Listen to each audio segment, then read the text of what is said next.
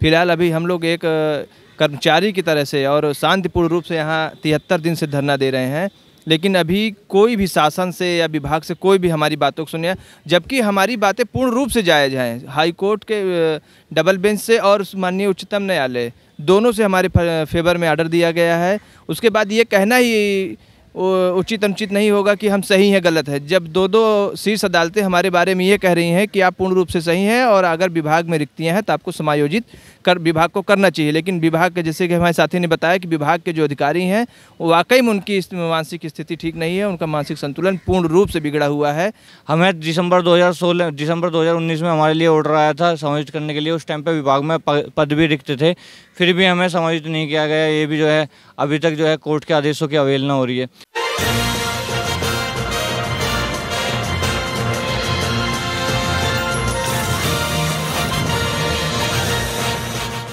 राजधानी लखनऊ में पिछले कई दिनों से प्रदर्शन कर रहे हैं हमारे साथ उत्तर प्रदेश पावर कॉरपोरेशन के कई कर्मचारी हैं, जिनका कहना ये है कि उनकी मांगों को नहीं माना जा रहा है। साफ तौर से जिस प्रकार से उनकी भर्तियां की गई, भर्तियों का उन्होंने सेवा दिया, सेवा के बाद उन्हें निकाल देना उनसे अन्याय है। क्या मुद्दा रहा है आप लोग का और क्या मांगे आप लोग की हैं? जी सर, हमारे जो है 2014 में एक विज्ञापन के उत्तर प्रदेश पावर कॉरपोरेशन में भर्ती के लिए 2211 पदों के लिए एक विज्ञापन निकला था। उसमें ITI अर्हता थी और एक कंप्यूटर में सर्टिफिकेट तक CCC अथवा इसके समकक्ष। तो जो है हमने जो रिटन एग्ज़ाम क्लियर किया, उसके बाद जनवरी में इंटरव्यू क्लियर किया, जनवरी 2015 में, और उसके बाद जो है अगस्त 2015 में हमें ज्वाइनिंग दे दी गई। 3 साल हम विभाग में कार्मिक रहे, 3 साल की पूरी हमने जो सैलरी भी ली है और हमारा CPF भी कटा है। उसके बाद हमें जो है लगभग 3 साल के बाद 26 मई जो 2018 को निकाल दिया जाता है अचानक। 25 मई को रात को एक जो है ऑर्डर, एक इसकी शासन की तरफ से जो है एक OM जारी होता है। उसमें कहा जाता है कि इनकी सेवा तत्काल रूप से जो है समाप्त कर दिया जाए, निरस्त कर दिया जाए।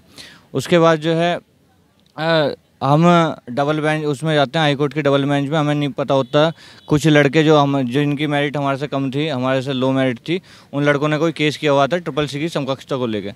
तो CCC की समकक्षता को लेकर जो कोई केस किया हुआ था, उसमें हाईकोर्ट की सिंगल बेंच ने ये कहा था कि CCC की समकक्षता को निर्धारित करते हुए एक सूची जारी करी जाए।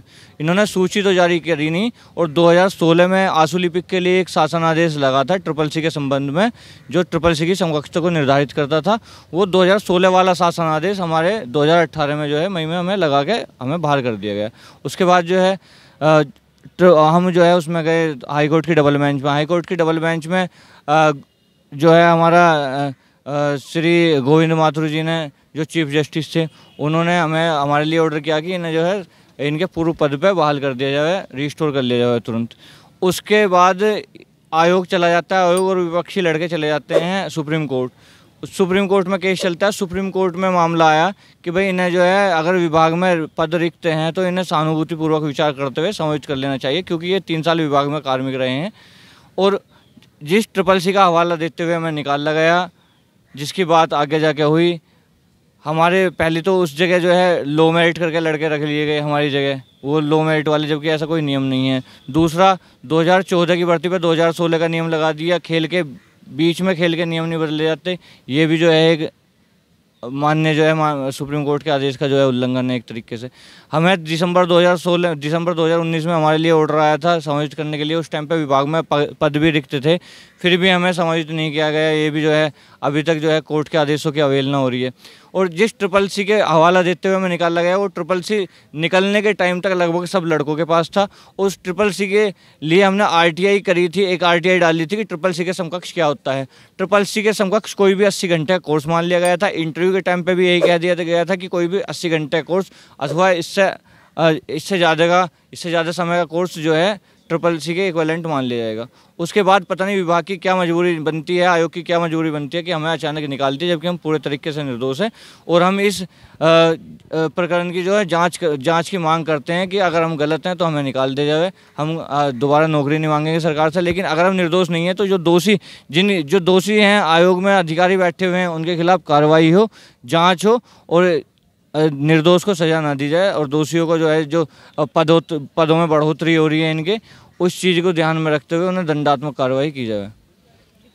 जैसे आपने सुप्रीम कोर्ट गए, सिंगल बेंच डबल बेंच का फैसला आया, आपके फेवर में आया, आपने फिर सरकार में या फिर मंत्री से आपने संवाद किया, क्योंकि जिस प्रकार से देखा जाए तो फिर अधिकारी की बात की जाती है, तो मंत्रियों से संवाद या अधिकारियों से संवाद हुआ तो फिर वो क्या कहते हैं?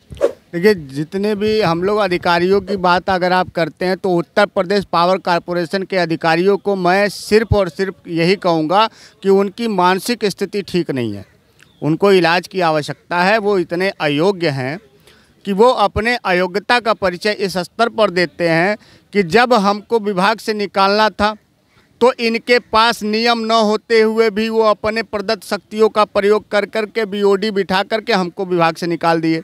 लेकिन जब हमको समायोजित करना है तो उनकी अयोग्यता का परिचय इसी बात से आप लगा सकते हैं कि जब समायोजित करना है तो वो कह रहे हैं कि हमारे पास समायोजन का नियम नहीं है, जबकि उत्तर प्रदेश पावर कॉरपोरेशन में यह रूल है, यह नियम है कि अगर कोई नियम या कोई अमेंडमेंट करना है या ऐड करना या उसको हटाना है तो एक बीओडी बैठती है और बीओडी में निर्णय लिया जाता है कि समय समय पर नियमों में संशोधन या नियमों का बदलाव करके और उसको जो है एक आदेश जारी कर दिया जाता है जो सभी पे लागू होता है। लेकिन जब हमको रखना होता है तो ये कहते हैं कि हमारे पास समायोजन का नियम नहीं है, और इनका दोहरा मापदंड तब आ जाता है सामने कि ये कहते हैं कि हम आपको आगामी भर्ती परीक्षा में एक बार उन लड़कों को परीक्षा में बैठने की अनुमति दे रहे हैं कि जो अधिकतम आयु सीमा पार कर चुके हैं। तो ये भी नियमावली में कहीं नहीं है। यह नियम वो बना सकते हैं लेकिन हमारे समायोजन का नियम नहीं बना सकते हैं। इस तरीके से तो ये अधिकारियों की मानसिकता है। रही बात, आपने दूसरी बात कही कि मंत्री जी लोग या नेता लोग क्या कर रहे हैं, तो हम लोग तमाम मंत्रीगण से अपनी वेदना रखी, अपनी पीड़ा रखी, तो माननीय मंत्रीगण सिर्फ यही कहते हैं कि आपके साथ गलत हुआ है, हम इसको अधिकारियों से बात करेंगे। लेकिन अधिकारियों से बात करने के बाद जब दोबारा हम लोग इनसे मिलते हैं तो वो ये कहते हैं कि हमने आपकी बात रख दी है, अधिकारी अपने स्तर से कार्यवाही करेंगे। लेकिन अधिकारी जो है मंत्री लोगों की, माननीय सुरेश कुमार खन्ना जी का पत्र उत्तर प्रदेश पावर कॉरपोरेशन के चेयरमैन के पास भी गया और शासन के प्रमुख सचिव के भी पास गया, लेकिन उन्होंने स्पष्ट कहा था कि मैं चाहूँगा कि विभागीय रिक्तियों में इनका समायोजन किया जाए। लेकिन एक इतने बड़े मंत्री जी हैं, वित्त मंत्री हैं, लेकिन उनकी बातों की भी अवहेलना ये लोग कर दिए। माननीय मुख्यमंत्री जी से भी हम लोगों की मुलाकात नहीं हो पाई है, लेकिन जनता दरबार में लगातार हम लोग अपने आवेदन किए, लेकिन अभी तक कोई कार्रवाई नहीं हुई। तो ये बड़ा दुख का विषय है कि जो सरकार जो है वो राम राज की सरकार कहलाती है, राम राज की परिकल्पना के साथ वो काम कर रही है। ये बड़ा दुख का विषय है कि हम आज अपनी जायज़ मांगों को लेकर के आज 73 दिनों से बैठे हुए हैं, लेकिन अभी तक कोई सुध लेने वाला नहीं है, अभी तक हमारे साथ कोई न्याय नहीं हुआ है, और आगे भी कितना समय लगेगा ये भी अभी सोचने की बात है। अगर मांगे पूरी नहीं हुई, चीज़ें नहीं हुई, तो फिर आगे क्या होगा? निश्चित तौर से अभी हम लोग शांतिपूर्ण रूप से प्रदर्शन कर रहे हैं, लेकिन अगर ऐसे ही हमारे साथ होता रहा, अन्याय होता रहा और हमें कोई सुनने नहीं आया शासन से या विभाग से, तो हम एक कोई बड़ा कदम उठाएंगे। निश्चित तौर से अभी हमारी कमेटी है, हम लोग मिल करके एक निर्णय लेंगे कि हमें आगे क्या करना है। फिलहाल अभी हम लोग एक कर्मचारी की तरह से और शांतिपूर्ण रूप से यहाँ 73 दिन से धरना दे रहे हैं, लेकिन अभी कोई भी शासन से या विभाग से कोई भी हमारी बातों को सुने, जबकि हमारी बातें पूर्ण रूप से जायज़ हैं। हाई कोर्ट के डबल बेंच से और माननीय उच्चतम न्यायालय दोनों से हमारे फेवर में आर्डर दिया गया है। उसके बाद ये कहना ही उचित अनुचित नहीं होगा कि हम सही हैं गलत है, जब दो शीर्ष अदालतें हमारे बारे में ये कह रही हैं कि आप पूर्ण रूप से सही हैं और अगर विभाग में रिक्तियां हैं तो आपको समायोजित कर विभाग को करना चाहिए। लेकिन विभाग के, जैसे कि हमारे साथी ने बताया कि विभाग के जो अधिकारी हैं वो वाकई में उनकी मानसिक स्थिति ठीक नहीं है, उनका मानसिक संतुलन पूर्ण रूप से बिगड़ा हुआ है।